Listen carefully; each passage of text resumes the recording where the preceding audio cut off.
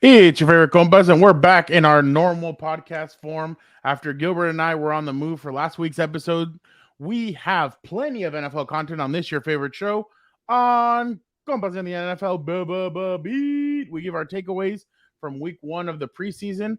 In rapid fire, we get into whether it was fair or foul for the Cardinals to delete a video of their social media trolling Team 3, Russell Wilson. And lastly, Dan and Dago and Victor Producer join the show for Burial of the Week, Avocado Roast, and Una Mas. That reminds me, Gilberto, don't you have a question for our viewers/listeners? Yeah, some late breaking news on Monday of the week. What is it? Preseason in week 2, apparently. Who cares, by the way? But yeah, week Oh, a 2 lot of of the people care. preseason. But I know. But the bigger news is the running backs. They got signed, Ezekiel Elliott and Dalvin Cook, and it took a while. I was actually thinking it might take a little bit, but here we are. What do I know? But how about you guys? Those Let me. lazy asses didn't want to be in training camp. That's That why they too. waited Yeah. until right now. Training camp's about to end. Well, no more being lazy. So the running backs are in camp. But let me know in the comments for the engagement question of the week. I had that in reverse order. Who had the better situation between the running backs going to the AFC East? Zeke Elliott or Dalvin Cook? You got the New York Jets and Aaron Rodgers. You got Bill Belichick and Mac Jones. We know which side Dan and they will pick. But let me know in the comments which running back has the better situation in the AFC East. A lot of people are talking about Stevenson's touches going down a little bit, but maybe in a couple of weeks when we speak to somebody on fantasy, somebody who knows, we can ask them that. But Gilbert, it is now time for a little Dan and Dago. Let's go to him now. Ladies and gentlemen, welcome welcome all to another glorious Wednesday. I know what you're thinking. You hear that voice and you think it's Dan and Dago. Yeah, let me tell you something. That stooge tries to hold me down. That scumbag tries to keep me in the shadows. But let me tell you something. That scumbag, Gilberto, can never keep your boy down. I got that dog in me. Don't you worry about that. But anyway, do not forget, now we are officially on the road to 2K subscribers. Shout out to all of you. We appreciate all the love. Don't forget to be a compa, tell a compa. And do not forget, we got another jam-packed episode for you, all with compas on the NFL beat. What? You got compas on the little LA beat. What? You got rapid fire? What? Then you got the boys coming in and just raising all kinds of hell. You already know that's my specialty. Your boy Dan and Dago specialty. It is what it is. But anyway, enough of the dilly-dally, Dan and Dago. Let's get to it. All the way from across the hallway. Play the music, Nando.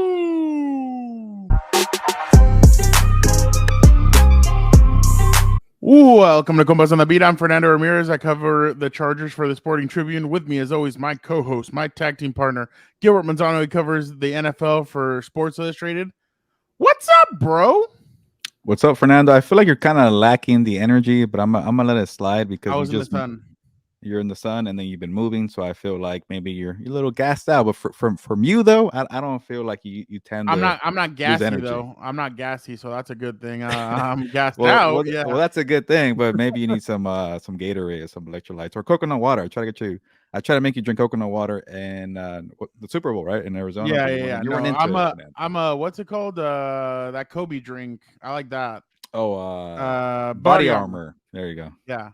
Yeah, I'm a Kobe drink kind of guy, but what's up, bro? Oh, there you go. Much better. So My bad. I need to wake up a little bit. It's late, but I need to wake up because I've been getting up at that 4:30 mark to take the train up to practice. So yeah, it's long days, but hey, I was who gonna has to say, like, practice training camp? I should be the tired one, but I get it. You're still on that grind for me. Like, I had like the 8 or 9 days of camp. You have what, 15, 16 days. So Yeah, these guys had a lot more. Yeah. I was surprised that the Rams kind of packed up shop so early from down here in Irvine and moved back up. But I'm sure fans would have loved to have seen Rams and Raiders join because there's going to be punches thrown. There's two players that won't throw any punches, 99 and 96. We know that. One of them's a No, TikTok star, and the they'll other throw one, helmets. That's why. yeah. One's a TikTok star, and the other one, oh yeah, no, the other one stomps on people when the helmet's off. But yeah, definitely. It's been an interesting week, to say the least.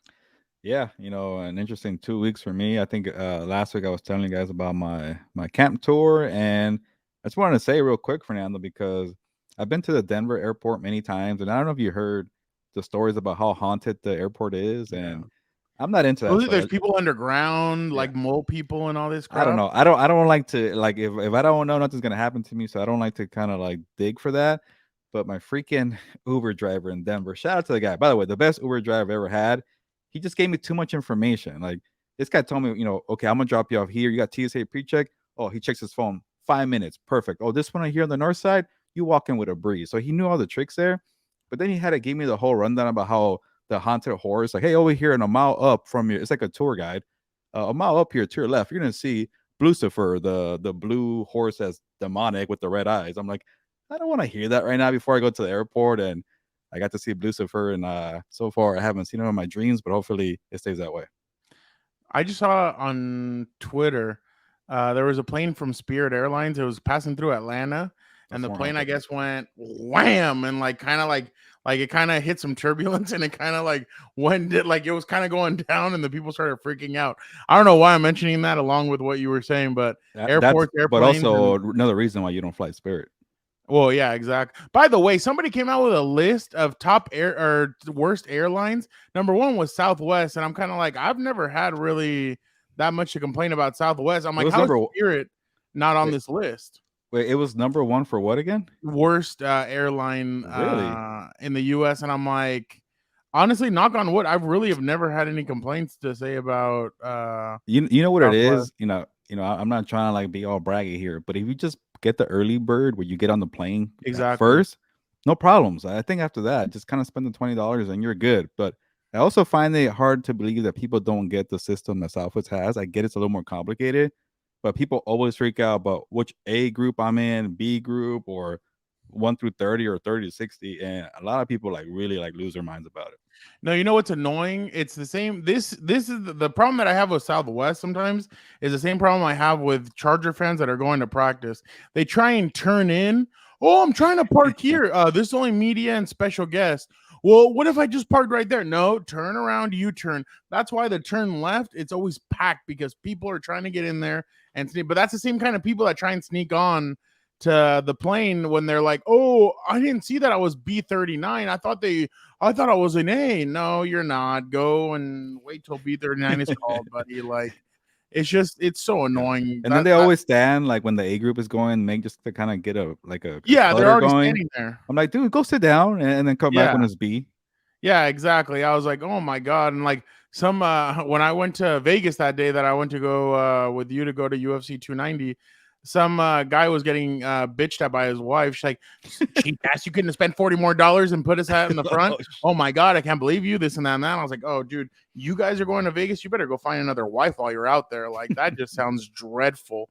But it was definitely pretty. Was it a good trip to Denver? It was short. It was, yeah. I'm not gonna lie. I was gonna say, yeah, it was good, but I wanted to get the hell out of there because, yeah, obviously it's haunted, but also because like it was like the last trip on my road trip, and I just wanted to come home. Was it hot? I'm like, no, it was fine. Like Denver was cool, but it's kind of like, oh, okay, I'm never gonna, because I went 5 days straight. Well, I think that was the 4th one. Yeah, it was Rams, 49ers, Seahawks, Broncos, Chargers, 5 consecutive days of training camp, and the last road trip, it really got to me. And I'm surprised I had enough energy for the Charger one the next day, but.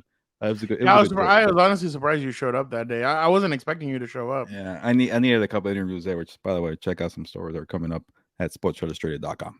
Go check out my Instagram and like my post. I got to meet. I got to talk to somebody pretty cool that day. Oh, you posted it? Yeah. No, I posted. I liked. Oh, you're talking about the people watching. Sorry. No. I was talking about Jaleel White being there at practice. Yeah, that was pretty cool. For I was there, and I thought it was gonna be the biggest guest for you to be there at practice, but it turned out that it was so funny though, because like today, well, I get to practice on Monday, and I hadn't seen anybody because I didn't go to the preseason game on Saturday. And Jeff's like, dude, you and Jaleel were standing there like you guys were old buddies. He's like, you guys were like in one of those. I took that picture of you, and I'm like, oh, he's probably done. And then I look up, and you guys are still talking. I was like, yeah, I don't know what it was, but like Jaleel and I were just shooting the shit, and like we were like honestly, it felt like we were good friends because like we kept on talking about tacos and this and that, and he kept on asking me for restaurant recommendations. So Jaleel pulls out his phone. He has a list of like Miami, New York, like places to go eat in every city. Like he has lists of every major city that he's been. Like he had Paris on there, he had other places, and he has lists of restaurants to go to. And I'm like, dang. I'm like, that's crazy. I was like, that's crazy. I mean, for me, if it's not between LA and San Diego, I'm not really going. And TJ, I guess I ain't really going to much other places. But Well, I'm glad it worked out for you because I remember I've been in Chargers camp twice, and the first time we thought we saw him and it wasn't him, and then the second time to get there, it was really him. So for you, it was cool to see. Yeah, no, it definitely was. So it was a good experience. You were there, and then you got to talk to a couple of people, so it was definitely awesome. But Gilbert, it's now time for Compas on the NFL. What was your biggest takeaway from week 1 of the preseason? Yeah, some people here try to make me do this as a burial of the week, and I'm not gonna bury anybody for preseason football. I'm not that what's the word for it, Fernando? I don't know, full of myself when it comes to stuff like that. Arrogant. There you go. I'm not arrogant, and I also don't want to root for a player not to do well, but to kind of give you a backstory, for my camp visit for the 49ers, Trey Lance, Brock Purdy, Sam Darnold, everybody, all eyes on the quarterbacks, and I just wrote in my story, what I saw that day, Monday of last week. I said Brock Purdy looked good, and that's why he's going to be the starter for sure. No debate about it. And then I wrote, well, Trey Lance really struggled the day I was there. He threw an interception on the first pass. He couldn't get the ball going. He had a couple of running plays, but he couldn't throw well. Sam Darnold was a little shaky too, but he did better. So I wrote, it was Brock Purdy, Sam Darnold, and Trey Lance. And people took that as me saying that Lance is having a bad camp. You should have seen all the comments from. There was about 60 comments from 49er fans telling me to get a new job. You stink. You know what you're talking about. Get a new set of eyes, because I do wear contacts though, so they got that right. And then we had the preseason game. Was it Sunday or Saturday? And Trey Lance just really struggled. And I'm not trying to say I was right about it, but I'm like, okay, regardless of what side you're on, like, can we tone it down of people, being attacked on social media, because Trey Lance obviously is not ready. And it's just kind of my stance. And go ahead, Fernando. Use your aggressive feelings, boy. Let the hate flow through you. I kind of look like Luke Skywalker because I was proven right. No, and you were, and it's funny. I watched the game, and he was getting sacked left and right. Like he just did not look into it too, right? Like Isaac Rochelle and some other people were getting to him, and I'm like, whoa! I was like, what's going on here? And then he obviously threw that touchdown pass that really wasn't designed to go to the player that he was throwing to. But it's funny, that reminded me of me when I was at Disneyland one time, and those basketball things, if you shoot, you get a prize or whatever. Well, I shot one once, and it went bang, bang, and it hit off of 3 rims, and it went in on the final one. I'm like, hey, I still made it. And the guy's like, well, I don't know about that. I'm like, no, I still made it. So Trey Lance was like, hey, it still counts as a touchdown. But yeah, what I saw is, dude, you need to cut bait. Don't even like a player like him. And he hasn't played football in 4 years.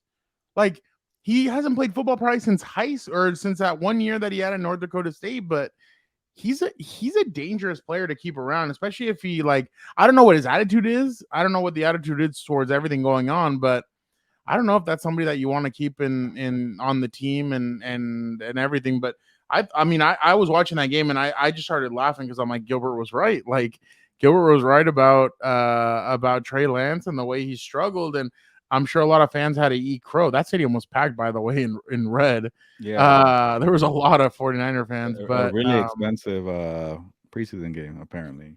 Oh, really? Yeah, the prices were like $150 average just to kind of get in. I'm not going to pay that much for a preseason game. But but on Trey Lance, like, you kind of feel bad for the guy. Like, he's been hurt, and then, like, this team is ready to go now. Like you're not waiting for a developmental play. There you go. And like you mentioned, North Dakota State, he had a 5, 8, 9 starts, and Brock Purdy had a bunch of starts at Iowa State. Like he was almost like a 3-year starter, I think, in the Big 12, and he was a really good player. But I don't know. It just feels like, like you mentioned, I don't know if that's too soon to cut bait, but the writing was on the wall when they got Sam Darnold. I know the Brock Purdy injury kind of played into it, but like it just feels like Brock Purdy's a starter. and then you got Sam Darnold as a backup, and Trey Lance. Like, what's going on here? Like, you could maybe trade the guy, and then you're trying to trade the guy, and he has a terrible performance in the preseason. What value do you have? And then it's starting to become. I saw what was it? I forget the guys from ESPN. Somebody called it the worst trade in NFL history in the draft or whatever it was. Well, look at what it got Miami. It got Miami Tyreek Hill, Bradley Chubb, which Bradley Chubb I don't know about yet, but on the Dolphins. And then it got them Jalen Waddle. Like those are three basically premier players that they got. And it's like if the 49ers would have guessed right, and I'm not saying Mac Jones was right, but if the 49ers would have played this right, they could have probably won a Super Bowl by now. But it just doesn't feel like they're close because of that debacle that they had trying to get Trey Lance. And everybody thought, oh, well, Kyle Shanahan's a guru. He knows exactly what he's doing. Well, John Lynch and Kyle Shanahan had a big whiff when it comes to Trey Lance. Too, for now, because, I don't know if reports were true or not, but you could tell there was some kind of riff in the front office. Why are all these Mac Jones reports coming out in the lead up to the 2021 draft? And it feels the day of too. Yeah, like it feels like Kyle Shanahan really wanted Mac Jones, and then like the public perception was like, you can't do that. You traded all these picks for Mac Jones, and I think they kind of fell for that noise, the public kind of criticism, and maybe it was John Lynch. I don't know who it was, but you could tell kind of some kind of public opinion shifted them to Trey Lance, and then let's be real about Kyle Shanahan. He's a quarterback guru, but he's never had like a big time star quarterback. Was it RG3 that 1 year? I guess Matt Ryan. Matt Ryan was pretty. I guess he was an MVP. Okay, I'll say that, but he's not like you don't think about Matt Ryan that way.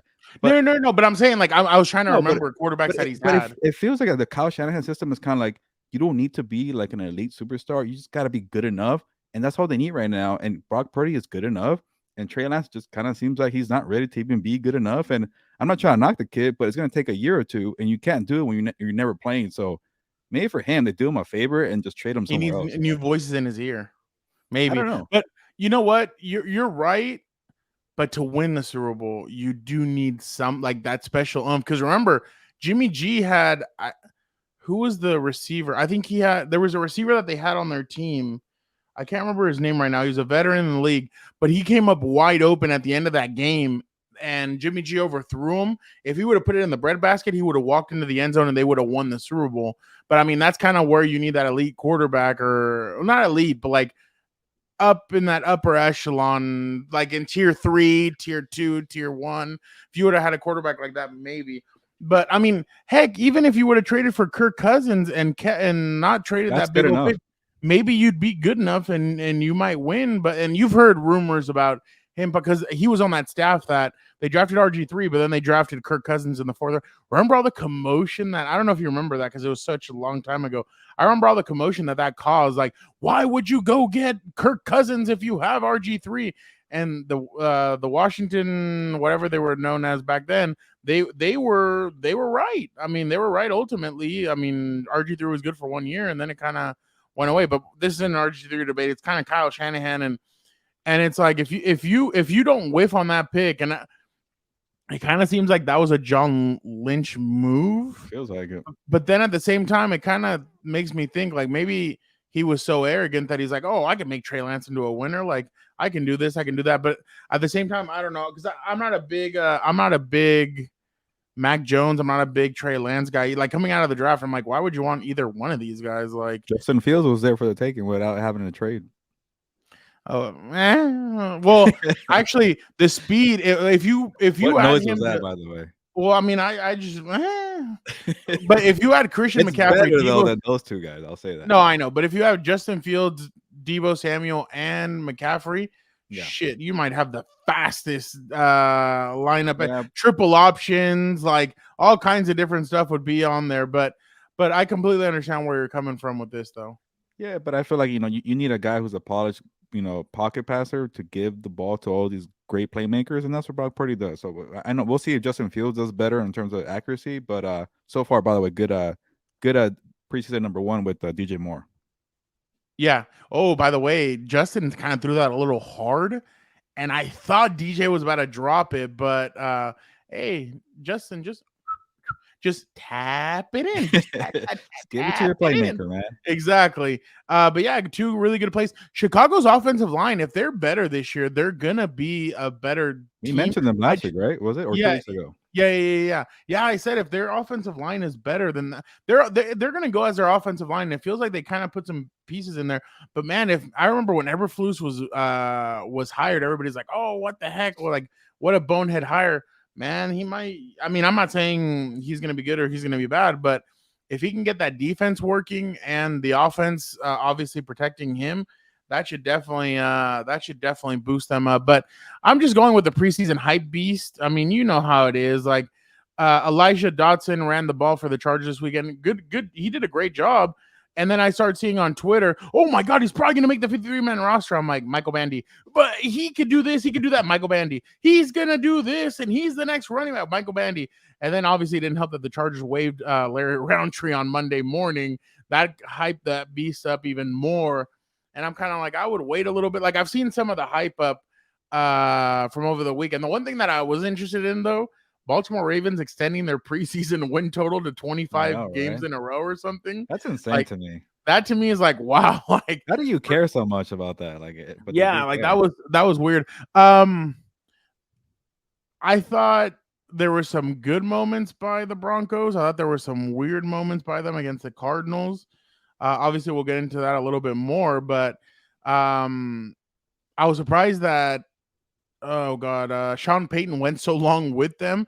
But hey, they went from suck last year to hey, you got to get that. Like it's like you have to beat the stupid out of them and get that stuff like shake them out of it. So I understand why they did that, but I don't know. I guess I'm of that component that I'm like I kind of agree with what Brandon Staley and Sean McVay and all these guys do about sitting their guys, just because I'm like, dude, like, especially with the Chargers, you've seen that injury bug. Gilbert, you've been around that injury bug. It's like, why would you want to risk any of these guys? Let them just let them sit back and like we said, preseason or joint practice and all that, let them practice there. But I totally get where they're coming from with that. But you mentioned it at the beginning, Zeke Elliott and Dalvin Cook. What did you? I mean, it was just a run on running backs. Like first Zeke gets the job and then Dalvin gets it. I thought Dalvin was going to go to the Jets all along. I think he sees the offensive line. And we've been talking about this, the offensive line in Miami. You saw that play where Tua, like everybody gets up, like everybody pancakes each other and Tua's just standing there and the guy comes up and touches him and then he throws down the field or whatever. But I think Dalvin thought that offensive line is not that good. This Jets team looks like it could be a Super Bowl contender. You know what? I'm going to go over with the Jets. What did you make of Dalvin signing with the Jets? You know, the first thing I thought was like, oh, maybe Dalvin and his agent were trying to see how much money Zeke would get, and then they could play off of that. And okay, give me more because I'm better than Zeke right now in this stage of their career. Yeah. But it also tells him too, like, you know, he got $8 million or 8.5 almost guaranteed. Dalvin Cook, which is nice, you know, for a running back. But it's not even incentive based. No, like he almost got that. I think it was close to $8 million guaranteed, but worth up to, you know, the funny money of $8.5 million for 1 year.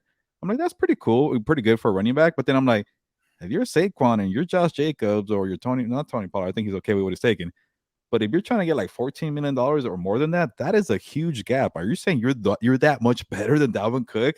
No, I'm not saying Dalvin Cook is in the prime of his career. He's kind of on the way down. But if you're Saquon, you're probably scratching your head, or even Jonathan Taylor, like, it might be looking more like $12 million per year. So if you have $14 million on the table per year, you better take that real quick. But that's the whole topic about the salaries. No, yeah. Little Daniel messaged me and he goes, "Why wouldn't the Chargers sign him?" I'm like, "Are you crapping me?" I'm not to not say the other word. It's a lot still. No, but you're gonna pay him more money than you're gonna pay Austin Eckler. What is that one, like 7 or 8 also, like for the year, right? Austin? Yeah. Austin's at 6.25, but with the incentives, it bumps him up to 8.25. Which that's the same thing. Another good running back, and that's all they're getting. Exactly, but this fool would be almost all guaranteed, and the other dude's incentive based, and he's gonna take touches away from him. I'm like, dude, just stick to baseball or whatever. Like, stop asking me this crap. Like, because I mean, we don't know what Dalvin's faced a lot of injuries in his career as well. Yeah. So what does he have left in the gas tank? We don't know. I mean, because age is almost nothing. Like, I was thinking about it the other day. I'm like, dude, Zeke has been in the NFL for about 7. I think this is his 8th year. He's only 28 years old, and he's already run down basically. Like, because you know what I remembered? Because Joey just said the other day, "Oh yeah, I'm 28 years old, and this is my 8th year." And I'm like, "Wait, he came out with Zeke." I'm like, "Damn, Zeke is still only 28, and he's already run down." Like that's and that's what the Cowboys have done. They did it with DeMarco Murray. They did it with Zeke. Like they run guys into the ground, and they're just not the same.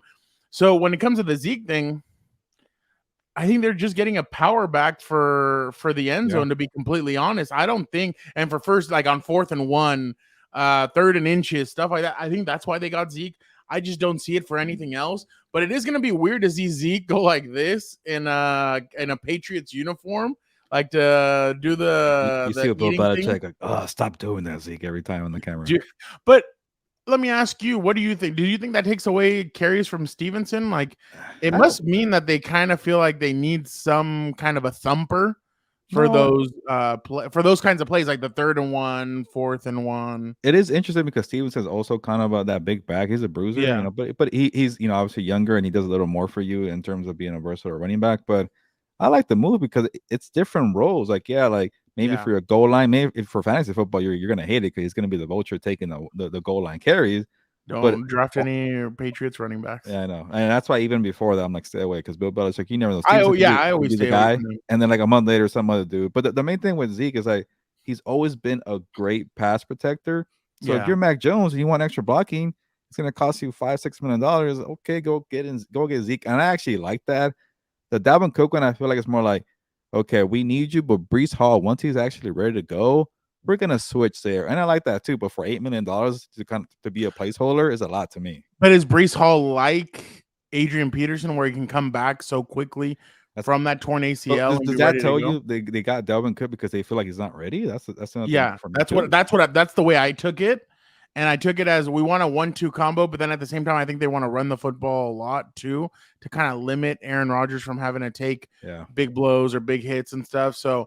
I think that's another reason why. And also another reason why too is while Aaron is still getting comfortable with this offense, let's run the football. Let's get it. Like we don't have to, there's no urgency in getting Aaron up to complete speed because like it or not, it's going to take Aaron a little bit. I don't think it's going to be right off the bat. He's going to be all like MVP again. I think it's going to take him a little bit to kind of get used to these guys. But the Zeke one, how many weeks do you think until Zeke plays fullback? And Stevenson's right behind him, and they do like a fullback blast or something with Zeke. I feel like Bill O'Brien's gonna get creative when it comes to how they're gonna use Zeke and everything. Yeah, if it's Bill Belichick, the one being asked to sign off, he's gonna say, "Hell yeah, for sure." He's an old school coach, and I wouldn't mind seeing that, especially like if Mac Jones struggles and he can't find his receivers like Juju Smith-Schuster and guys like that. Like, just run the ball and see what happens because they have a really good defense and.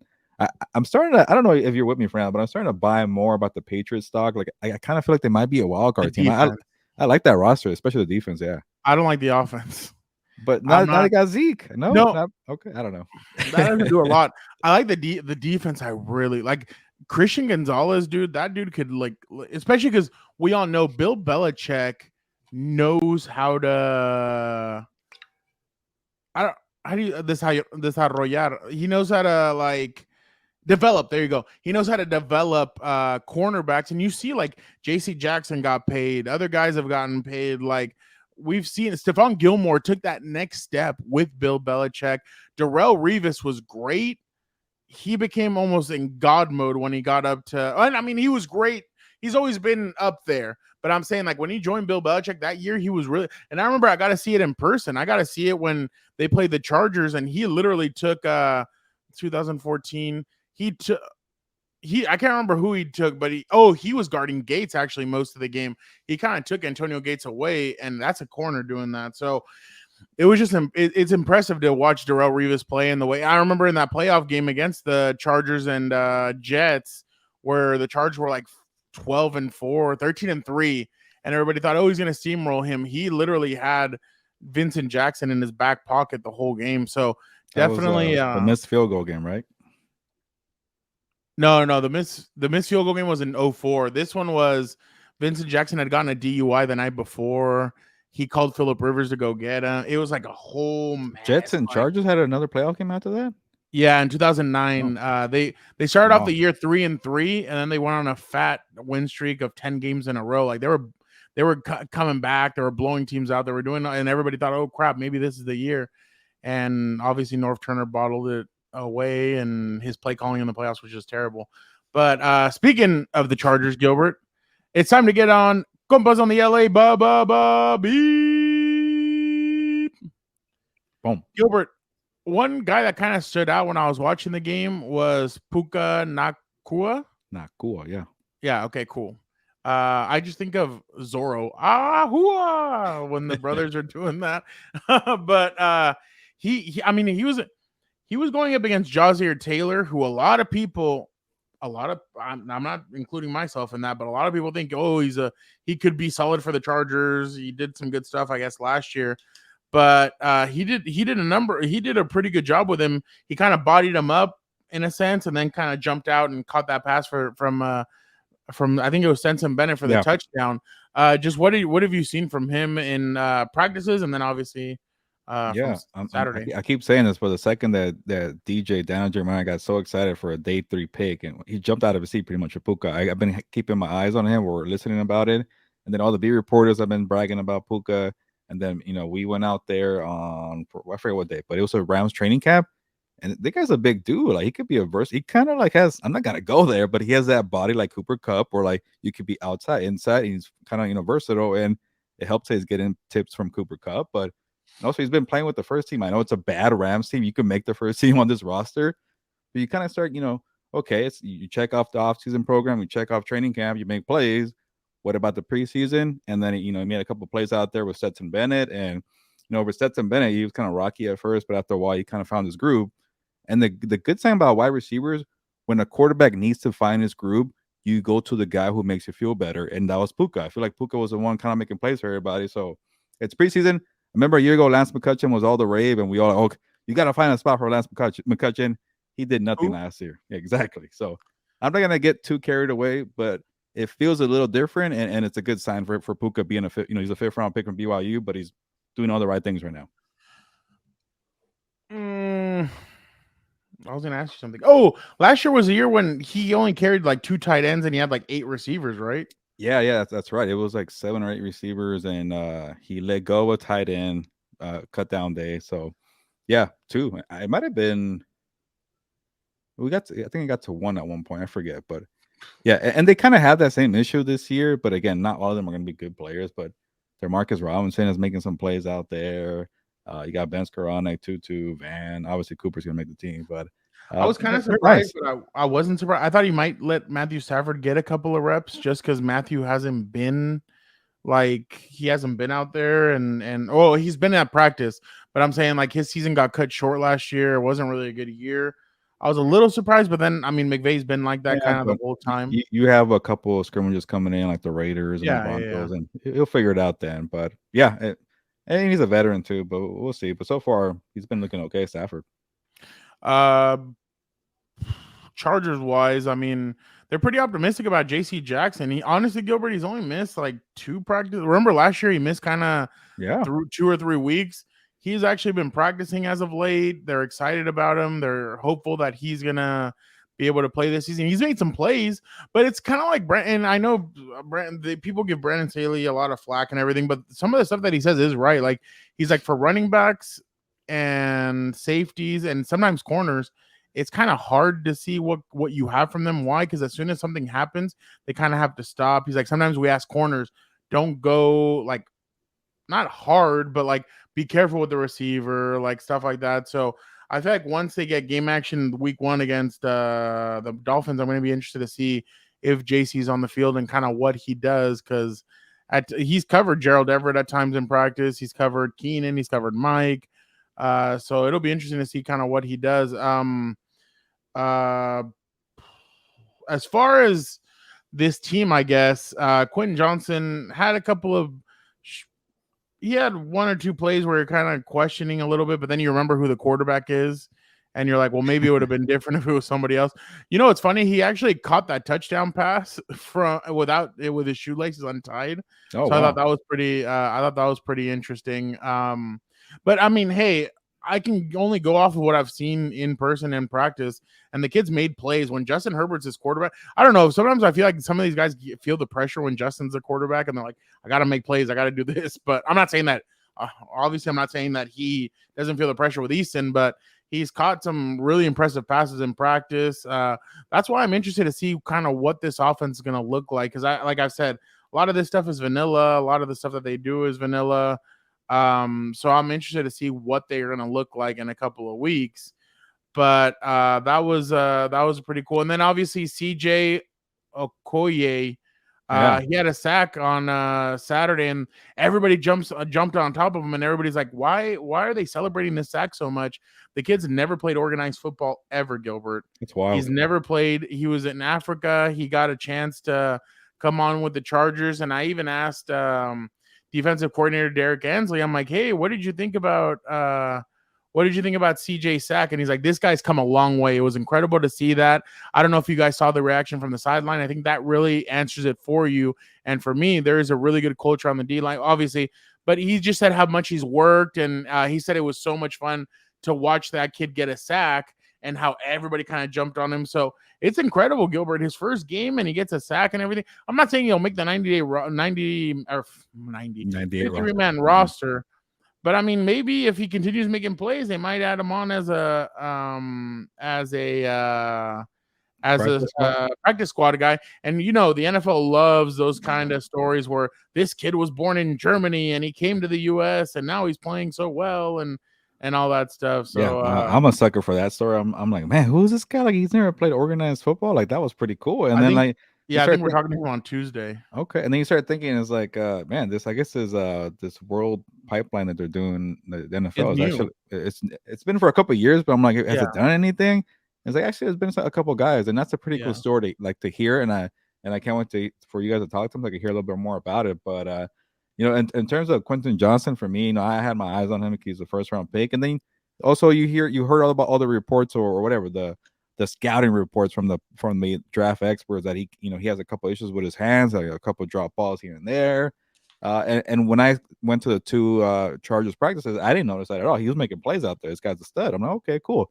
And then the game comes, and sure enough, that first drop, and I know it was kind of a questionable one. And Fernando, I always go back to our rule that we made in the press box. If you find the way to put your hands on it, and if you touch it, you can catch it. You could catch it. So that, I think, to me, maybe was more of a drop. The second one was clearly a drop, and that was a bigger play from Easton Stick, right?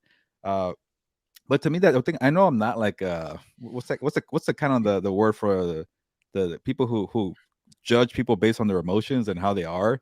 Like, I'm not saying I'm an expert on emotions, but both drops, I know him kind of shaking his head a little too hard, like I should have caught that one. And I'm like, okay, he might be in his head a little bit, but then the big, great positive sign, he got that touchdown. You know, you get that touchdown, you feel good. Yeah. You know what? Yeah. I belong in this league. There was a couple of drops, don't worry about it. And I think after that, I'm like, okay, don't get wild takes of a preseason. He can make plays. He's getting open, some good routes, big body receiver. So I think overall, it was still pretty good, impressive debut for me.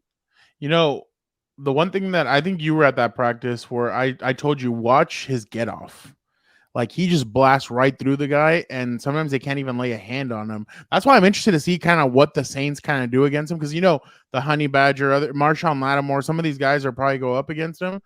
But, man, like, sometimes they can't even get a hand. Like, even Asante, who's a little feisty kind of pit bull kind of player, he tries to get his hands on him, and he kind of, like, shifts and moves around.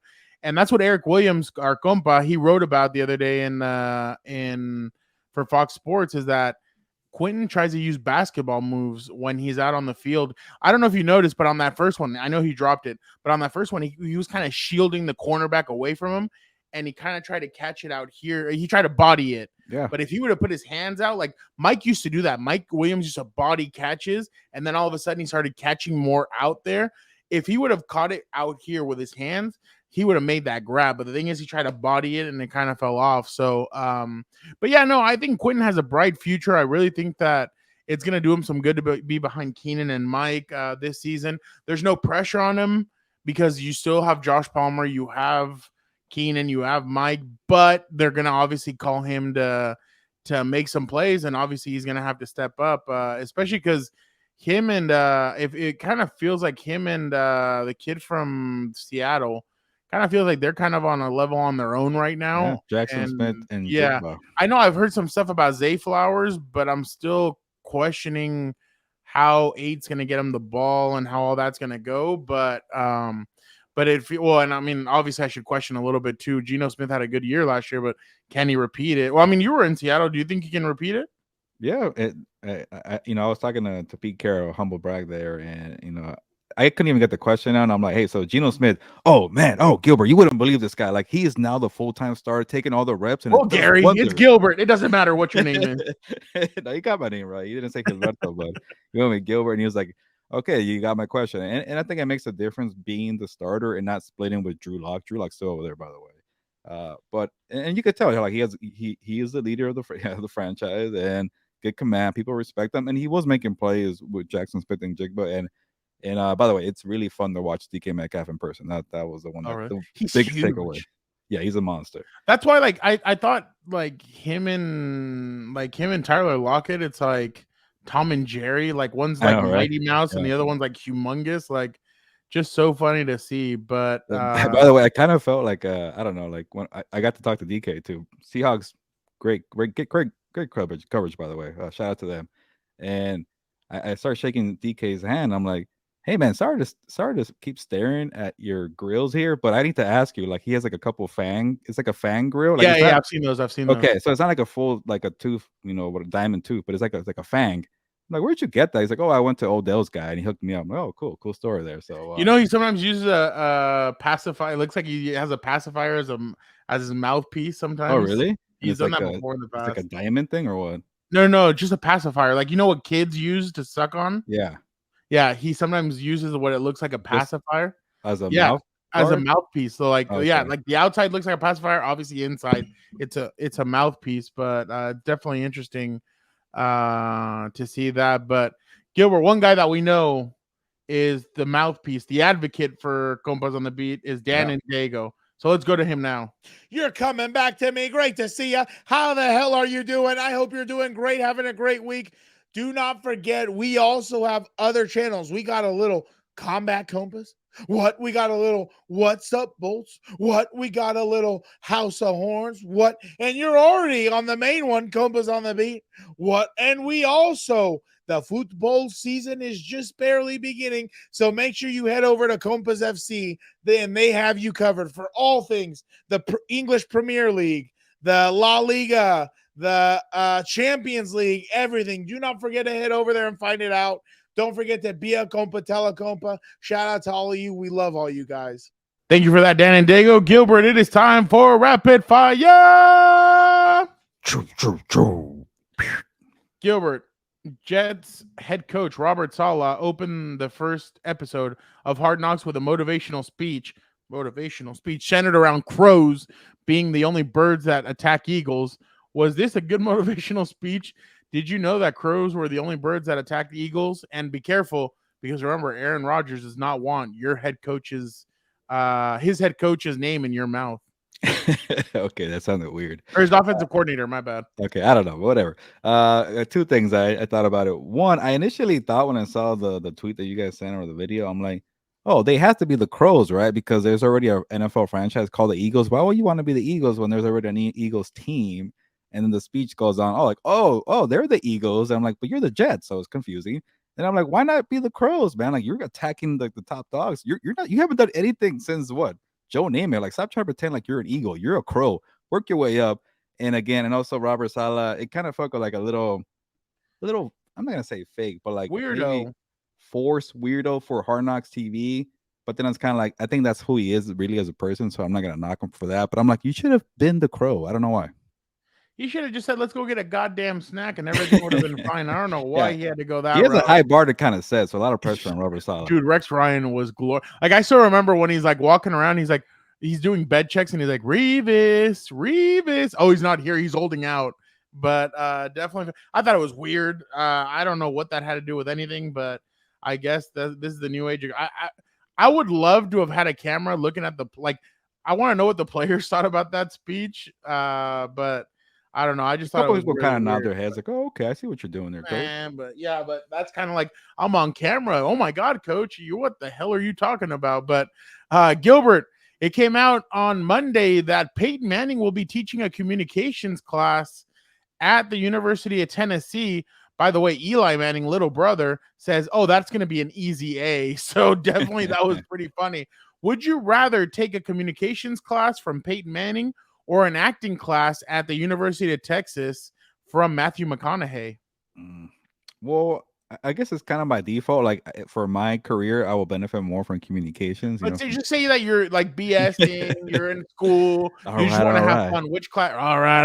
I love 18-year-olds. I get older and they stay the same. What movie is that again? Something. I can't remember the name of the movie right now. I'm blanking. Something Dazed and Confused. Whatever. Dazed and Confused. There you go. Yeah, I got it. I'm surprised I knew that, but I've seen that video so many times. And then you know what? I'll go with Peyton Manning. I know because the background will benefit him, but I love watching him, talk. He's a outgoing guy. I even like watching his video breakdowns on ESPN, whatever it's called. Yeah. He's a good speaker, and I think you'll learn a lot from it. So I'll let you have Matthew McConaughey.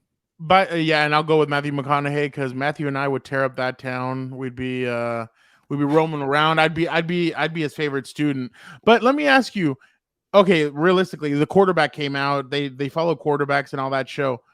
Do you really think Peyton Manning, back in his playing days, would have allowed a camera crew to follow him and do that kind of stuff? There's no way. Well, it's so funny that he's implementing this now. But when Peyton would never have let that happen. Didn't he ask maybe Dak Prescott Prescott asked him, "Hey, let me ask you a question. Would you do this during your playing time?" And he kept it real no, I wouldn't. So he's like, there you go. That's my answer. So it's so funny to see these guys like him do this when he never would have done it. So but it's good exposure though. I think it is. Kirk and Mariota. Yeah. I think people now have a different view of Kirk Cousins, I think a little bit. So that stuff, there's no such thing as bad press. I can't wait to see who they announce for season 2. Kyler Murray. Let it be Kyler Murray. That'd be so funny. I'd love to see Kyler. Can you imagine? Johnny Manziel, they were like, have you seen that documentary? He said, I put 0 watch. He had no watch hours on his iPad. That was crazy. I've been waiting for you to ask Justin Herbert about, will you be in quarterback this year? No. Pat McAfee asked him. Oh, that's what it was. And I think, what's his name did too? Cowherd. So I'm like, okay. And he said that he wouldn't do it. That he said on Cowherd, it would be a distraction and that he doesn't want to be a distraction to his team. So he's like, I'm not going to do it. And I'm like, I think it's going to be hard for guys like Joe Burrow, Tua Tagovailoa, these guys, this new generation. I think it's going to be a little bit harder for them to do it. Yeah, but if Mahomes Mahomes won the Super Bowl and he did it, Mahomes has already won he already had a Super Bowl in his back pocket. I think it's going to take a Super Bowl win for some big time quarterback to be like, yeah, I'll do it. I'm Aaron Rodgers. I wouldn't doubt if they said, oh, Aaron is going to do it because he's had one. But Gilbert, two NFL coaches will be calling plays this season after letting their coordinators go over the offseason. Which head coach will be better equipped to call the plays again?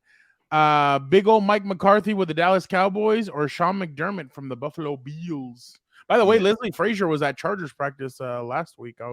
Isn't he doing TV? I think I saw him. Yeah, he was doing NFL Network. So it was him, Jeremiah, and I can't remember the other guy, but they were Robinson or. No, it was somebody else. MJD? They were doing stuff at the Chargers. I will go with Sean McDermott. I think the Bills actually have a very underrated defense, and if Von Miller is back and healthy, they're going to be pretty good. And I guess if you're McDermott, you can't really screw that up. With McCarthy, I kind of have a sense you have many ways to screw that up offensively, and I'm very curious to see how they do it because, like I mentioned, I went to Cowboys camp, and they keep saying it's going to be a very different offense, and when it's very different, a lot of mistakes happen early. I wonder if he's going to be breaking watermelons, smashing watermelons with hammers again. Yeah, no, I'm going to go Sean McDermott. Mike McCarthy, I don't believe in. I think he's an old school coach. Not an old school. I think he's an old coach who I don't know if he fits in what is going on nowadays, but it'll be interesting to see kind of what happens with him. Gilbert, fair or foul for the Arizona Cardinals to post a video trolling Russell Wilson after their preseason win over the Broncos. The Cardinals social media team ended up deleting the video after it got millions of views. Yeah, I wanted to discuss this because I have so many things to say. One, I really found the video funny, but then I'm like, wait, hold on, it's preseason. Why are you bringing out your good stuff on the preseason? It's kind of like you're a track and field superstar and you're in the prelims. You don't go all out for the prelims. You kind of have to wait and rev it up. But they went all in, and it was kind of like a little kind of borderline cheap shots. But I'm like, you know what? I love it. You know, he's a highly paid quarterback. He could take it. And then you go and delete it. Come on, why are you deleting it? And I think your point is, Fernando, is like they won't have many opportunities during the regular season to use it. So why not unveil it now? Because I don't think any other team would have had the cojones to do that. But it was preseason, so it felt kind of like a little forced. And then you go and delete it, you made it worse. So I don't know. I agree with you 100%. There's nothing for me to say. You were right. I don't think they're going to get many chances. So I guess they wanted to use their social media Super Bowl moment right now, and they use it. And I thought it was but deleting it, that's backtracking. That's soft. Come on. Gilbert, after first week of preseason, which one of the rookie quarterbacks are you worried about holding up the whole season? Victor, producer. I hate this question because preseason. Who cares? But if we have to choose somebody, I'm gonna go with CJ Stroud because he, we didn't see enough also of a sample size. He got pulled after the interception, but I really like Anthony Richardson after a couple of mistakes. Like he was making some nice big time throws. Bryce Young, like what I want to see with Bryce Young, man, he took a couple hits. He kind of bounced off like a little kid. But he got back up. But that was the biggest thing. Like he got up. So cool with that. But CJ, man, it kind of feels like once they lost their right tackle, is it Titus Howard, right? Yeah. It's gonna be a really bad offensive line, maybe, and which is weird because you have Tunsil and Howard, and then that middle is pretty bad, and then they're a really bad team. So I kind of feel for CJ Stroud. I'm not like worried at all. But if you're gonna ask me between the three, I'm not worried at all, but I'm kind of worried. But you're asking me right now to make a choice. I'm gonna go with CJ. I'm gonna go with CJ as well. What I saw from him was very, very, very, very concerning. Okay. Yeah, I don't know. And the worst part is you have a defensive minded head coach with him, so that's gonna hurt a little bit. Like I said, if you're gonna have a young quarterback like this, you're gonna need a great offensive mind to go along with it, and they just don't have a great offensive mind there. So I'm gonna be a little hesitant, and CJ Stroud I think might struggle a little bit, but I mean hopefully Houston can turn it around. Gilbert, last thing, start, bench, and cut WWE edition. This one was actually pretty interesting, to say the least. They had John Cena, Stone Cold Steve Austin, and The Rock. Yeah, I think it's pretty easy for you because it's easy for me too. If you know who I am, I'm definitely gonna start The Rock, who is my greatest wrestler of all time, especially on the mic. Stone Cold would be on the bench, and I would, without a hesitation, cut John Cena. I'm sorry. And thank God you're not running WWE because you'd be terrible for business. The Rock was only good for like 3 or 4 years, and then he skedaddled. Best 3 or 4 years ever. I would rather a guy that's going to be there for 10 years, make me a lot of money, and he kind of has that connection. Also loyalty. I don't know, because I'm looking at it at the business side, and I would go with John Cena because of longevity. I mean, Stone Cold Steve Austin, we all know that, not Bret Hart, what's his name? Hart, the other Hart, Owen Hart, dropped him on his neck, and that's why he just couldn't continue. So if I have to go off of longevity, I would go Cena, Stone Cold, and The Rock. But if I have to go about the person that really made you jump out of your seat and made you feel like, oh my God, like gave you that energy, it would have to be Stone Cold, then John Cena, exactly like this right now. Because to me, The Rock was good for 3 or 4 years, but then he kind of skedaddled, he left. And I'm kind of like, to me, he's not all that people make him out to be. Like he's this great wrestler and great this and great that. I don't believe it. So John Cena is like your Matthew Stafford. He's gonna have a very long career. He's gonna have some good moments, but he's not like your all-time great. Like, come on. 16 championships, I guess, isn't great. That's pretty interesting. But John Cena only carried that company on his back for 15 years. But I guess. But let's now bring in the fellas and see how their weekend went. You're blasphemous. The Rock. But I didn't watch the John Cena era, man. Tell me, the John Cena era was solid, especially when you give him the mic and you let him go off on people, and they legit let him go off. He serves them up. That's why The Rock couldn't compete with him when they went up against each other. Cena was pulling out all kinds of stuff, and The Rock's like, "Oh, you look like a punk bitch with your shirts, and you look like the Rainbow Man." And it was just kiddie comments, and I just was like, eh. And Cena was serving him up, saying, "You're not even that good of an actor. They just put you in action films, and they say, okay, go out and be the big, strong man." Vic, my bad. How are you? I'm doing good. I was going to say, answer the question. Maybe Gil couldn't see him. That's what I posted today on Instagram. By the way, they were like, "Do you think John Cena's mom was disappointed after giving birth?" And the doctor's like, "Oh, I can't see the baby." I'm like, "That is funny." I'm like, "That's actually pretty comedic." But how would you go, Vic? How would you do it? I would start Stone Cold Steve Austin. I've kind of learned more about his back history. Just Stone kind Cold of. would make you think that you could actually hit your boss and you could mess up your boss. I mean, he you know how you were talking about how the whole 10-year career and how good he was for John Cena. Now you look at for me when I kind of got back into wrestling, it was because of Stone Cold Steve Austin. Yeah. And then I probably would bench John Cena and cut The Rock. The Rock has kind of killed it for me lately with his movies. It's kind of like what's happening with Michael Jordan and him being an owner. It's the same thing here with The Rock, where like his post career has kind of ruined it for me. But I know we got to get to that's not part of WWE. That's a movie. That's a whole separate thing. But he wasn't even that good of a wrestler. Like I don't know. He was a generational thing, so he had the in already. When John Cena he was a freaking limo driver and a bodybuilder. Like he made his. If you do the math, The Rock has way better movies than anything John Cena's been in. I'll say that. No. Well, because you're going to throw in Fast and Furious, which is obviously The Rock has a little bit to do with it, but it's basically those guys. He plays the same role for like 5 movies. Hey, they're bigger hits, though, man. He does the same thing. John Cena's actually funny. Like, if you see Vacation with Friends, like, Cena's hilarious. But he gets like cameos. He's not good enough to have like his own show besides that one he just did, which I didn't care about. Peacemaker. Peacemaker was good. I didn't even finish it.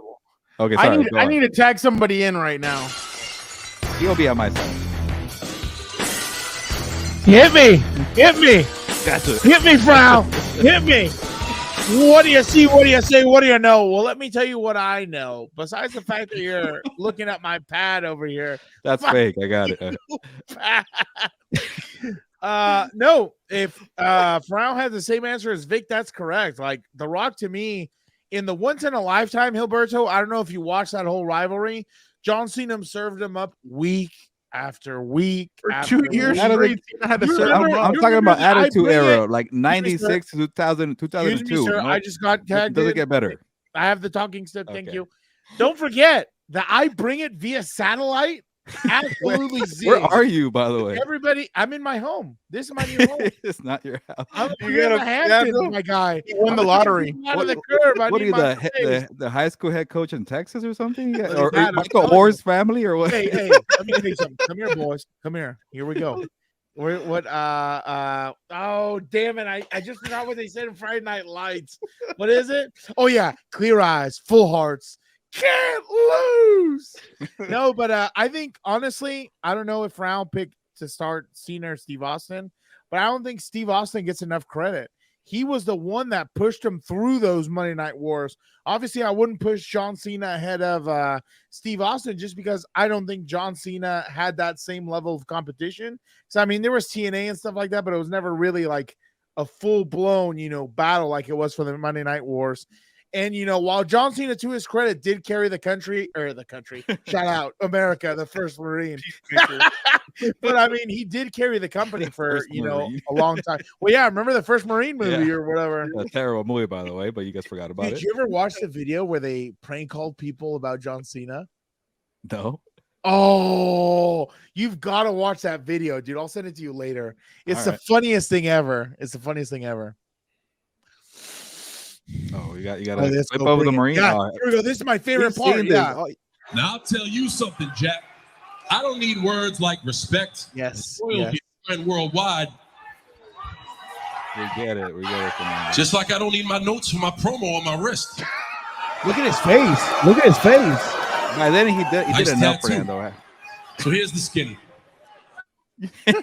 He he went too far too. It's like, We did. Everything's fair game. His fault was he had it written in big letters on his arm, and I guess I think it was the Miz, by the way, Dan. I think the Miz was because the Miz was, remember, the first one that commented on it. Yeah, I think the Miz was the one that told Cena, "Hey, look at The Rock's arm." And you saw everything written down there, how tall Cena was, what his weight was, and it was a joke, dude. It was I am so sick and tired of The Rock for so many different aspects. Wrestling is just one of them. Like I'll say this, and then we can move on. I think it's a joke and a disrespect to John Cena, honestly. And you guys know I'm not the John Cena guy, but the fact that he lost that once in a lifetime, idiotic joke of a storyline. You know, WWE writers screwed that one up. They said Vince, or they said that Cena was pissed with Vince, especially because the next year they did it again, so we got it in 2 lifetimes. Like it's an idiot twice in 1 lifetime. Vic, how was your weekend? It was good. Got to watch the Rams Chargers game. As you guys were following along, we kind of got into a little bit of a discussion. It was pretty funny, but yeah, and just watched some of the other games going on and kind of came up with some of the questions. I know part of the reason I put in that whole rookie one was rookie question was because everybody was talking about it, and I was like, "Why are we talking about this? It's preseason," so I just thought you guys should share We in should that. talk about it. Yeah, exactly. What do you mean? No, we were just talking about the QBs. But in terms of just for me, I just hate preseason. I think Gilbert has really pulled me to his side in terms of preseason. I really, outside of the the scrimmages, I really don't care about preseason football. I'm already hearing it from people that I know about. Oh, did you see this and did you see that? And I'm just like, no, like, who cares right now? Honestly, I've learned my lesson from the last couple of years. I really don't care about preseason football right now. Like, yes, you need it to be able to, for our show, to break down going forward from week to week in terms of what we're going to talk about. But in terms of, like, as you talked about as well, Fernando, the hype meter, like, we get, so it goes from one way to the other, and I know you guys talked about it as well, as you kind of want to stay in the middle. You don't want to be too positive or too negative. So it's just like watching the games this week was just like I was just trying not to pull my hair out of my hair, because it was Gilbert. He just reminded me. I was thinking, why did nobody know Justin Herbert was going to be that good and everything? He didn't have any preseason games in 2020. I completely forgot about that. And I mean, I'm not saying that every. I was gonna say, like, the only reason I game. kind of care about week 1 of preseason, because all the rookies, like the quarterbacks, you want to watch to see how they do, just a little glimpse. But then I'm like, well, like, you can't even say Herbert was good or bad, so you didn't have that experience. I think it's gonna end up going down to 2 games. It's gonna be 2 and 18. Being heels early in the show. Hey, all the 40 other people fighting for a spot, screw that, dude. F you guys. I'm tired of watching this. But like a team like the Chargers, they already, like, I bet you Brandon State. I bet you there's only 2 spots up for grabs. I'm pretty sure everything. That would worry the hell out of me, because Jesus Christ, I've seen some of these guys. That would worry the hell out of me, dude. If you had 2 certain players, 99 and 96, would you be nervous? 96, 90, 99, Jerry Tillery? He's already gone. No, but I'm saying Rochelle. And Rochelle. No, he was 98, not 96. No, yeah, but they're asking would be the gone. I would have Raiders, thrown him out years ago. The fact that both of them started is a joke. Okay. Wait, let me ask, before we go to Dan, Victor. They actually got a lot of pressure, these guys, Artillery and Rochelle, on Lance. So you take it as depth, or just like it's preseason, who cares? You're gonna laugh at this. Honestly, you are. But I'm gonna give a shout out to our compa Adam Hill. He said that when Tillery got to the Raiders, that's when Chandler took off. And they've kind of gone, and they went and he did some research on it. And sure enough, when Chandler took off last season, when he started playing well, was when they got Tillery. Apparently, they have a really good chemistry. So don't take it from me, but this is coming from Adam Hill. So he also said Aiden O'Connell stinks, and he went off on the preseason. So and that also tells you I can't wait to see him to tell him that one. And check this out: the 2 best rookie quarterbacks that look good, Stetson Bennett and Aiden O'Connell. And I don't know about Bennett, but O'Connell I'll take. I mean, that's what I've been hearing. Everybody's loving on Bennett today, and I'm kind of like, thank you. It's terrible. Like the first half. 2-time champ, dude. I like once he got the 3s and the 4s in there. Stenson I was like, okay, good, you're but fine. Hold on. Sorry, my biggest thing with him was like, oh, he looks so experienced. I'm like, the guy's 30 he's years 26. old. Of course. Yeah. You know, he's older. He's older than Herbert. Yeah. Looks like Yeah. Whedon. Yeah. Dan, Didn't go even ahead. graduate. I was gonna say Adam can say that, and that's fine. I mean, he doesn't. If you just run the football at his ass, he's never gonna do anything. What That's all position you does he have to play? do. What?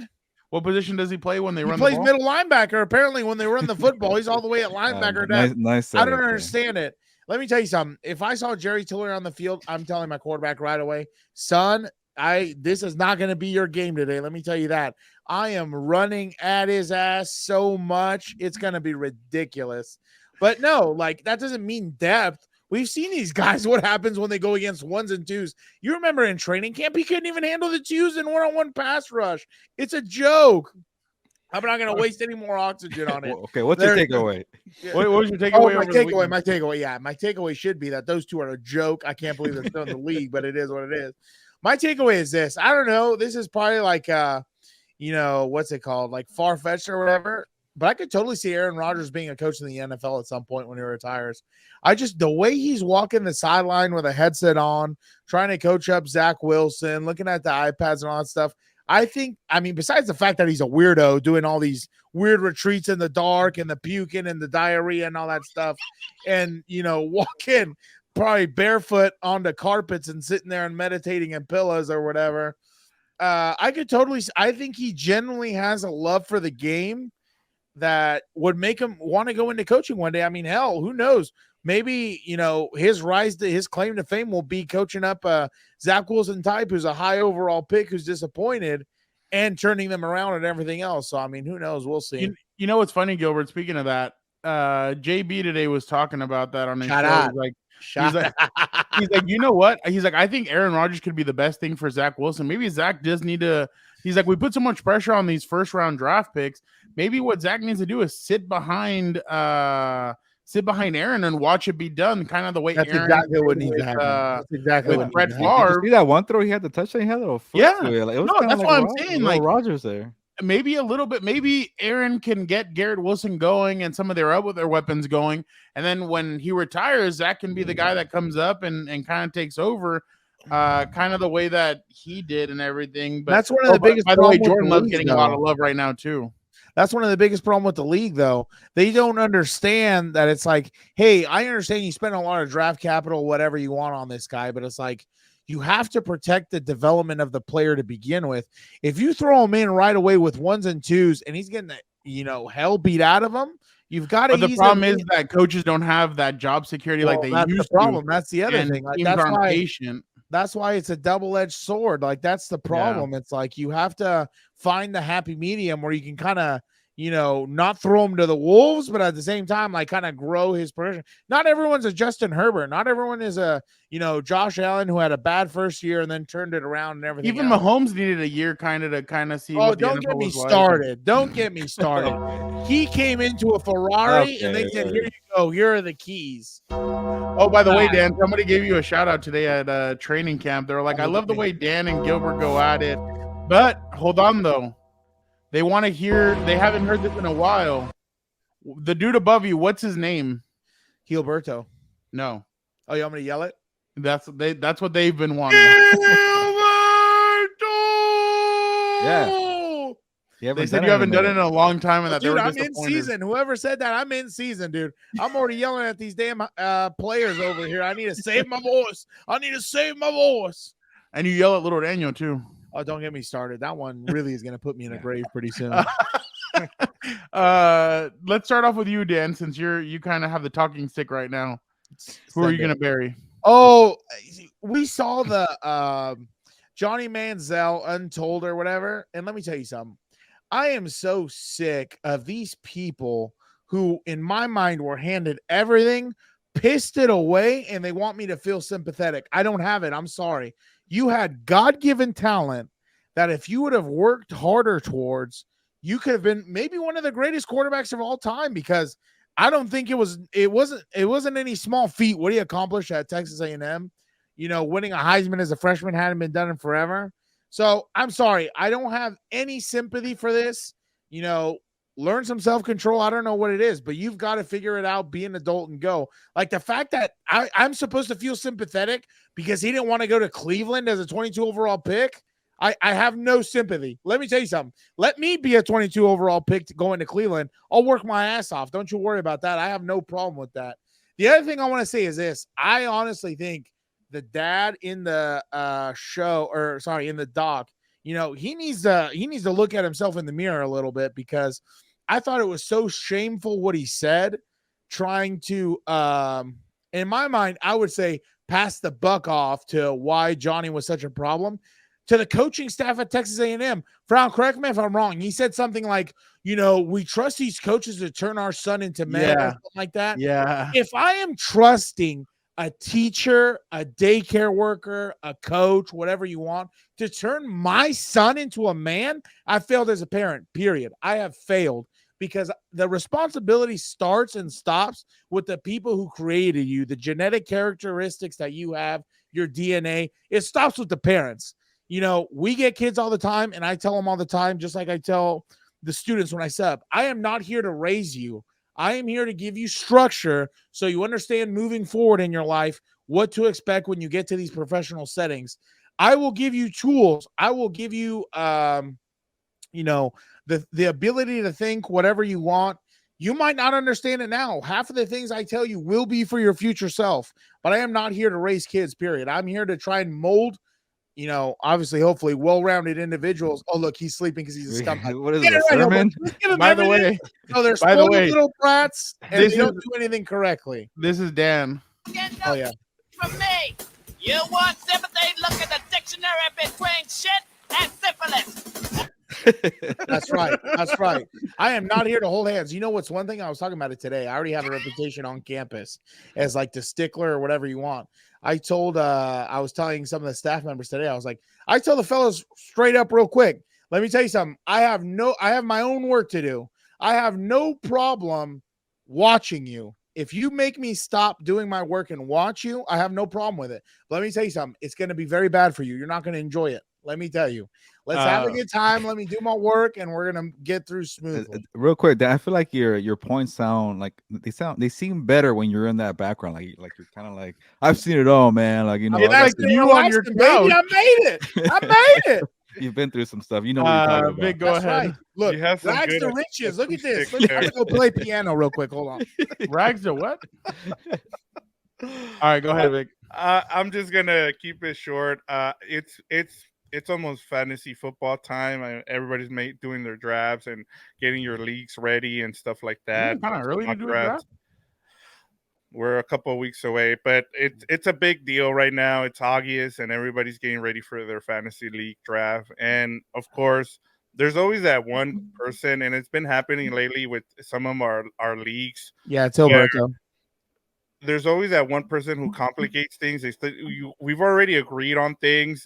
We've talked about it. We've agreed upon it. And, like I'm a commissioner for our league, the one, 3 of us are in, and then I'm in another league, and then over the weekend, the same person from both leagues, was complicating things. And I'm just like, come on, man, like really, like you're just going to do this just to be an ass about it. But I don't understand it. I'm sure everybody goes through this. You guys have somebody like that, but it's just hilarious just to see. But Vic's like, why can't everybody be like Fernando? Just says, oh, thanks a lot, appreciate it. If Gilbert already paid in our league too, like Fernando hasn't paid. Yeah. Oh, I didn't know that was already in. Okay, I'll do He's it. talking about you. Could have been like, fuera. No, he's not. I haven't even done anything. I didn't mean you. I meant the other guys. His name is in our league, by the way. Who? That person. The person. Yeah. Get it together, Rudy. There you go. Yeah, exactly. Not that hard. All right, I'm gonna go next. Blasting people. It's honestly so weird that people are still like. It's crazy. The same stuff that you heard about Eric Bieniemy from the Chiefs, and now you're hearing it from Washington. So soft. These players are soft and entitled. It's disgusting. that he's too hard. I don't know. Yeah, he's too hard. He basically, like, it's crazy because I mean, the doctor that I have, the one that I go to, I looked at his I'm gonna entice that to that. I go to his comments about him as a doctor, and people are like, "Oh, he's so mean. He's so this. He's so that." the doctor's just straightforward. He's like, hey, if you don't lose weight, you're gonna die. Like that's just basically like he's just like that. That's the same way I feel like Eric Bieniemy is. Like, if you do this, you're gonna do that. And I feel like, yeah, he may be a hard ass, but sometimes you kind of need a hard ass. And the problem is that now we're at this point where these kids have been given Ferraris, NIL deals, all this stuff, and they've been coddled through college. And you get to the NFL. Well, guess what? 52 other guys have been coddled too. And it's like not everybody can be coddled there. In the NFL, they're really straightforward with you. And I just think that whatever Washington player was complaining about it, I mean, maybe that's your problem. Maybe that's why you guys haven't won anything in years, because they're not tough on you guys and they let you skate through everything. So, and then I didn't like that Ron Rivera, who's a compa, he's a great guy. We obviously love him. I didn't like that. Well, I liked what he had said initially, but then he came back and retracted, and I was kind of like, okay, dude, like, and it was a prepared statement. That's what I hate. And that's what I was telling. That's what we were talking about the other day on Compas FC. Like with Carly Lloyd. Carly Lloyd came out and she said, hey, I think these players are prima donnas. They're soft. They're this or that. And the next day, oh, well, I'm not going to apologize. But then why do you have these people as these former athletes if you don't like what they're going to say? So I just thought it was a terrible look for them, especially when you make a coach backtrack, then read off a prepared statement. It's just I think it's terrible. And it makes you look weak as an organization. It makes your head coach look weak, and it makes it look like your head coach does not agree with his coaching staff, and you don't want that. So that's just my 2 cents on it. Gilbert, I know you're going to piggyback off of that. Maybe Carly Lloyd and Eric Bieniemy could be Johnny Manziel's parents. There you go, right? They would do a hell of a better job. Like, you're going to watch that documentary, and it's going to be crazy to hear the way the parents just talk. Blaming everybody else. Blaming everybody else except for their parenting. No accountability. Yeah. And I haven't really cared about watching, and I'll get to the Commander stuff right now, but like I don't have no sympathy for Johnny Manziel, and it kind of feels like, yeah, maybe he ran out of money, he has to do a Netflix doc, and let me kind of get some sympathy going. I don't know, maybe it could be more like he was just straight out and to move back in with his cash dad. out. It's just a cash out. I don't know, but I also don't feel bad for that, because I always remember Johnny Manziel in the draft texting the Browns and saying, come get me, let's take the league by storm, you could count on me. I'm like, because I feel like somebody texted me that, I'm like, you know what, maybe this guy is being for real, and you fell for it. I don't know, but that's a kind of another thing. Well, Cliff Kingsbury was in the documentary, and he's like, dude, if Johnny would have actually paid attention, he might still be it's on him. Yeah, exactly. Yeah. And that's what kind of I feel like you kind of get from Baker Mayfield a little bit, that like you're like, dude, we understand you have bravado, you have this moxie, you have a way of being about you, but if you put in the effort, you're gonna. And that's what right now. I mean, I know it's only preseason game 1, but he had a good opening day to preseason, and that's kind of what you want to see from a quarterback like him. I mean, obviously these rookies, but a guy like him who's a veteran, you want to see that positive attitude. But yeah, it was a shame to see kind of what Johnny Manziel was doing, and then Johnny's like kind of blaming other people for like blaming his business partner for some of the stuff that they got into, and I'm kind of like, dude, yeah, it makes me not want to watch it when you say things like that. Like, I'm not. Yeah, it's entertaining. Ownership. But yeah, and then going off of the Commanders thing, it's kind of like it's everybody has that in their career path or whatever they're doing. Like, you kind of need some of that tough love. Like, kind of helps you. Either you're gonna like earlier in my career, man, I got some tough editors who's been around since whatever the 1950s or 60s, and like they have like an old school approach. But you know what I took seriously? I'm not gonna make mistakes anymore. I'm not trying to get chewed out by that guy or get yelled by that guy. It made me work a little harder, and I get it. It's to an extent. You can't be a little too much, especially nowadays. You can't get away with too much things. They're soft. You can say it. But and yeah, I can say that too. But it's kind of like, if you're the player, you're gonna go run to your head coach like, "Hey, this guy's a little too hard on me." Come on, like, that's just soft too. Or to the media, which is worse. That's more media, which is worse. That was more on Ron Rivera. He kind of like let out the dirty laundry. But to go to the head coach and say, "Hey, can you talk to the guy? Can you please kind of tell him to lay off me?" Like, I'm like, nah, you deal with that with your coach. You go talk to the OC in person, face to face, and you tell me, you know what? Do you have a problem with me or not? And just hash it out right there. Don't go be asking somebody else for help or whatever it is. And I get it. It could be to a point where it got really bad. But if Ron Rivera felt comfortable to say, you know what? Like, honestly, I think Ron Rivera was kind of more like, you know what? I'm going to share a story. I don't think it's that big of a deal. And it became a big deal. Yeah. But everybody's looking for a story right now. Yeah, but that point makes it feel like Ron Rivera's kind of was trying to say, you know what? They're going through some change right now. They got to suck it up right now, and it's okay. We're going to get better. So that's the way I view it. but again, it kind of tells you everybody has different reaction to it. Like who was raised how, or who was kind of like who agrees to what. But I think overall the players, they probably never expected this to get out, but also going to the head coach, that's the thing I really kind of problem with. No, and that's the thing is that like the whole Carly Lloyd thing. I mean, Carly Lloyd's been there. She's won a championship. She knows what it takes. Yeah. And obviously she sees these girls and she's like, dude, what the hell? Like, you guys are celebrating a tie? Like, what kind of crap is that? Like, here's what she was on a podcast the other day, and that's what she had to say about it. The generations nowadays are completely soft. Ooh. There's this attitude of, I don't want to overtrain. You got to deload. Do you feel like it makes them worse players long term? I just think that in order to be great at something, you have to clock in hours and train. You saw Michael Jordan take hundreds of thousands of shots. Sports science has developed. I want to get Carly on the show. We need to get her on the show. She might not be talking anymore. Can I get her and Dan and Dago together? LeBron James, that's the problem. Load management with him and Kawhi and all these. That was Kawhi, fool. All of them together. I can't stand them. Can I take it a little bit different way too?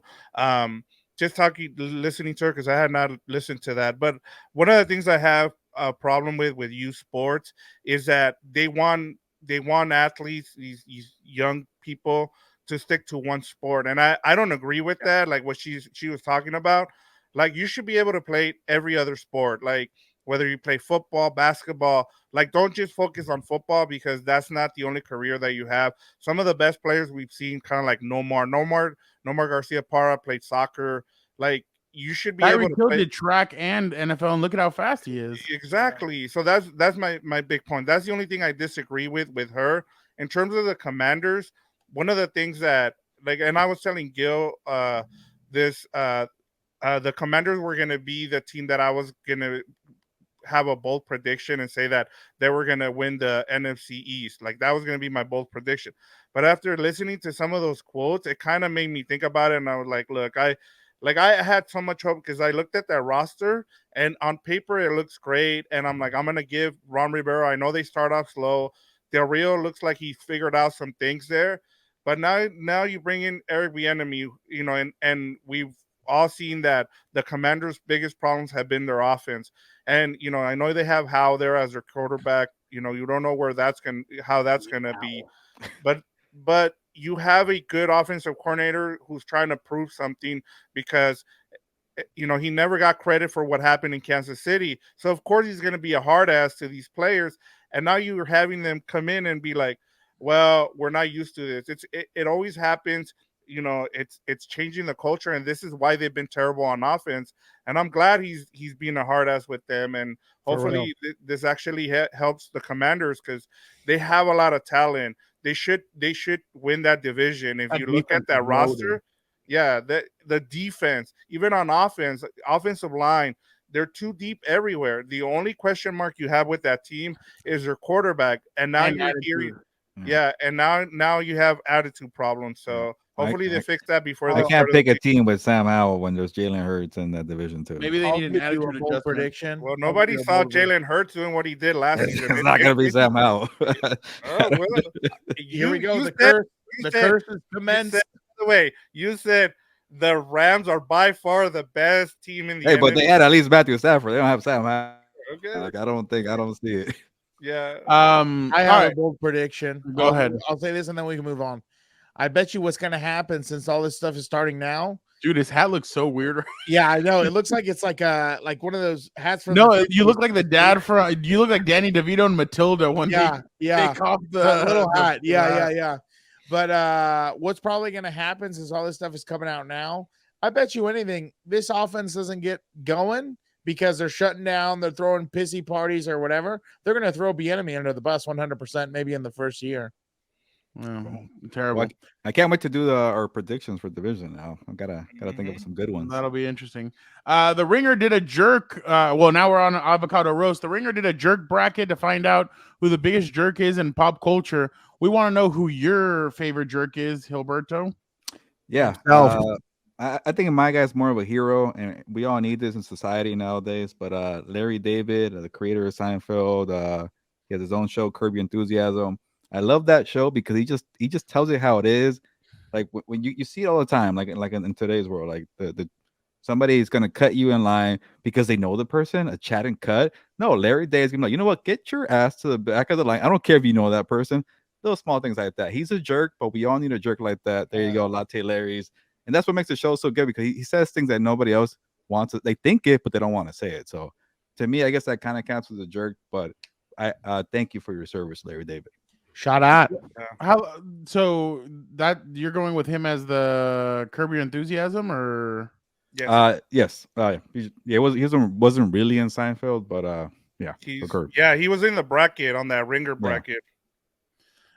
Gilbert? So this is basically you, I'm guessing. What do you want? I'm just saying hi. Hey, I forgot about that same thing. Yeah. No, I'm not going to settle down. No way. Please. You know what? I actually have a story. It happened to me recently, and I actually did something. I remember I told you guys about that farmers market or festival I went to. Yeah. There was a line there, and the line was kind of like backed up because you had to make space for people to walk through. It was a bathroom line. People had to walk through, so you kind of back up. And then some people, I'll just say, se hacen pendejos. They don't know where the line starts, and they want to get in front of you. You're like, oh, and it was like an older lady who went like ahead of me to go to the bathroom. I'm like, I don't want to say anything. Like, you got the pens anyway. Get to the back. It's an older lady, but there's a big old line behind me. The line took forever, and I'm like, I'm gonna be the hero that people want me to be. And I said, you know what, lady, that line starts over there. And she's like, oh, I'm sorry. I'm like, get over there. So yeah, I have it to you. Over here, Gilberto's describing himself like the Dark Knight route, not the hero Gotham needs. Yeah. So what is the Gotham deserves? What is the proper thing there too? Because like I see it a lot. Like if you've ever been to like In-N-Out, Raising Cane's, any of those places where they have big old lines at a restaurant, or like Porto's out here in LA, like.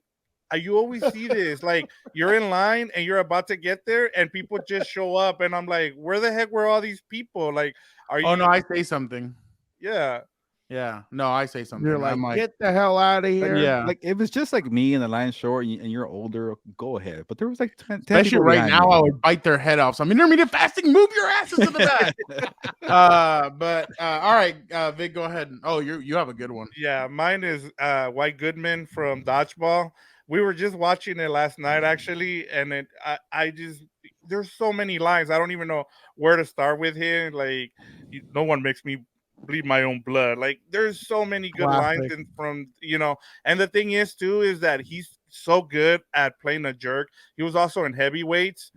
He's classic. I love that one. Yeah. So I mean, just shout out to him because he's so good as White Goodman. Like. That character, I'm surprised it didn't go farther, but it ran into the winner, someone who we're talking about, but he ended up losing to someone that Dan and Dago is going to talk about, so that's why. But yeah, I just wanted to give a shout out to White Goodman. Ben Stiller. Yeah, that whole movie though, that movie is freaking hilarious. Like, I hope they don't do a part 2. There's no reason to make a part 2. Don't make part a sequel. 2. What the hell is it called? The reboot or whatever? Yeah, no. Oh, remake. There you go. No remakes. Just leave it in the Hall of Fame, dude. That movie's one of the go. With Zoolander, it was Zoolander 2 coming to America. Like Zoolander 1, honestly. Like, don't mess it up. Leave it alone. Yeah, those classics. Yeah, wait, give it a few years, and they're gonna try and do Step Brothers. Watch. You know which one I love? The scene where they're at the bar and he goes, "Hey, White." He's like, "I didn't know Nazi camp got out early." And then he's like, "Did you enjoy arts and crafts?" Why, yes, I did. By the way, Dan, it's gonna be Stepsisters. They're gonna do that. Watch. Yes. I didn't want to say it because then I look like an a-hole. But Dan's excited for Snow White. Dan, go ahead. Nope. I like the 1937 version better. You go is that really the year? Yeah, I think it is. Yeah, I think it is the year. Yeah. So my favorite is Shooter. I thought he was hilarious, dude. The way he says quit. What does he say? Quit messing with the help, Gilmore, something like that. His grandma. Yeah. He's hilarious, dude. The way he, talks trash to him. The best part is the guy, the actor, of course, forgive me, shout out to you. but he has a Twitter that he's Shooter. So even following him is hilarious. Like I think Shooter has so many lines, so many moments. Like Happy Gilmore is one of those movies like I never get tired of watching because it's always so funny seeing him do his thing.